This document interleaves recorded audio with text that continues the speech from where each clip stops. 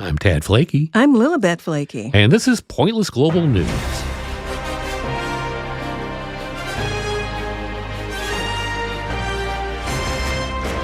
On today's show, a male manatee dies after having sex with his brother. Then, hundreds of pet rats in New York are now homeless and looking for their forever home.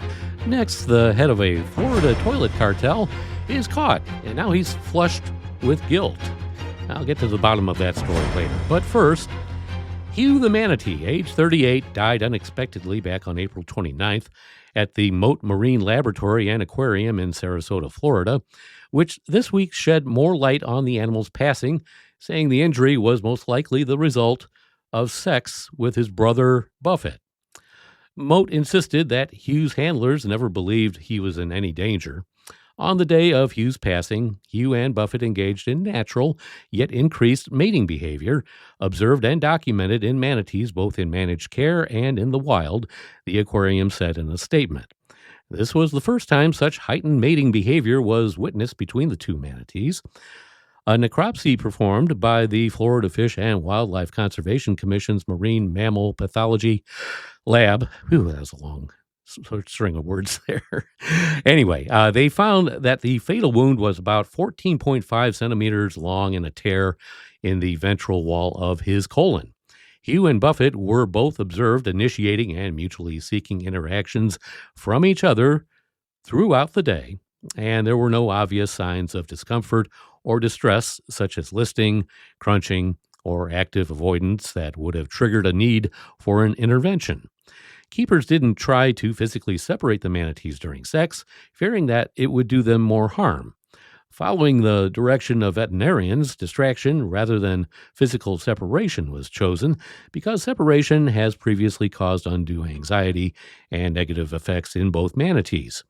In an effort to redirect the manatee's attention and decrease undesirable behaviors, animal care staff used positive reinforcement tools such as high-value rewards and enrichment that had previously been successful.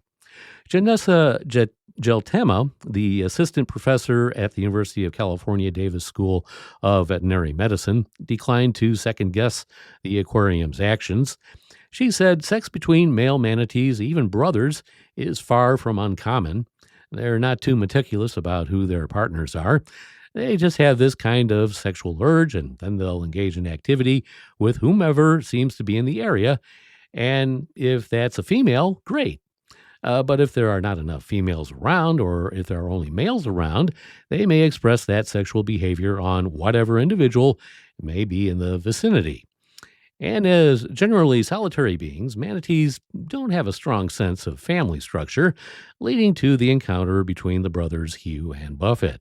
Well, you love who you love, and when you get the urge to merge, you got to go with it. I'm glad to hear they're not too picky either. They say, hey, come on, let's get it on, right? They didn't care. Nope. Animal rescue volunteers are racing to find new homes for hundreds of pet rats found running amok in a filthy, now condemned house in New York City suburbs. A group of about 10 volunteers have spent the last couple of weeks rounding up the domesticated white rodents at the home in Rocky Point, about 70 miles east of Manhattan on Long Island. Frankie Floridia, president of the Long Island Animal Rescue League, estimated the group has collected more than 450 rats already and have roughly 30 more to catch with a major winter storm quickly approaching the region. What makes it challenging catching rats is that they're in the walls, they're everywhere. Floridia said as he wrapped up a day trying to wrangle rodents at the home Thursday, "This is a unique situation. We haven't had something like this ever." The group has been working with a local animal hospital to nurse the rats back to health. Many are infected with mites and are suffering from eye infections, bite wounds, and other ailments, said Erica Kutzing, the rescue group's vice president. Still, only about 10 have so far been euthanized, she said. More than 200 have been placed in permanent or temporary arrangements, including fostering or adoption by local families. Kutzing also praised the rescue groups in Virginia, Connecticut, and other states that have stepped up to take in more than 50 creatures so far. She said the volunteers are working to transport the rats safely to their new out-of-state homes. A lot of people find them to be less desirable animals or pets and kind of outcast in the animal world, she said. And so when you love the underdog and you care about the underdog, you tend to be a kinder person. The group is still seeking homes for more than 200 of the rats rescued so far. Kutzing says they're encouraging people to take in 2 or 3, as rats aren't solitary creatures. These rats deserve a second chance, added Floridia. They're clean animals and can be friendly, like a hamster. They make wonderful pets. I don't think I want any rats as pets. Sure, I thought you might. I mean, that's why I gave you that story. No, I know how much you love rats. no, I think I'm going to pass on a rat pet. Oh, okay. Well, it was an entertaining story nonetheless. Oh, well, finally, if you were to hear the words toilet theft and guess which state it occurred in, you'd probably guess Florida. And of course, you'd be right, because about 97% of ridiculous crime capers occur in the Sunshine State. That Florida man sure is busy these days, especially in this case, Miami's Paul Joe Gomez. He was busted in a crime ring that involved toilet thievery, and not just one, more than 400 of them that he was caught trying to dump online. These weren't just regular toilets, however. They were smart ones, which means that they either were the first in their family to go to college or that they had built-in bidets, heated seats, and remote control operation. Why anybody would possibly need a remote-controlled toilet? Well, I don't have an answer for that. Perhaps because they're just smarter than we are. And after all, it is a smart toilet. And that's why they went after all these. They were very expensive, as you might expect. ANSI had them costing about $1,000 for particular models. If a remote control in a waste receptacle seems like something you need, then it could be a worthy purchase. But otherwise, you're just flushing money down the toilet. Gomez's Game of Thrones was an inside job, as the company he worked at, SW Corp, is a home improvement shop that carried the toilets. An employee noticed that ANSI's toilets were being offered on Facebook Marketplace at prices and in quantities inconsistent with legitimate retail distribution, per his arrest report. Anyone who would want to buy a toilet on Facebook Marketplace is spending way too much time online, on the toilet, or both. And if they're interested in that one that's been lightly used, well, they should probably be locked up along with Gomez.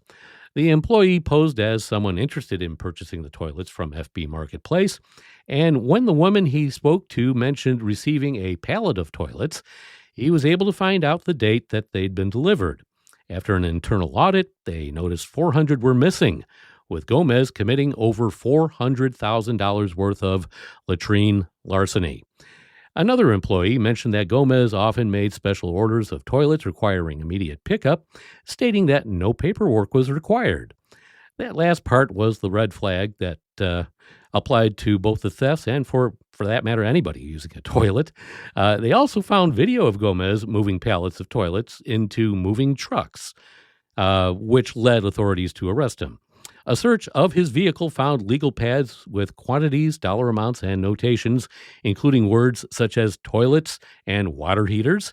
He's currently being held on first-degree grand theft and organized fraud at another long string of words here, Turner Guilford Night Correctional Center, where presumably the toilets are all cold metal and not smart at all.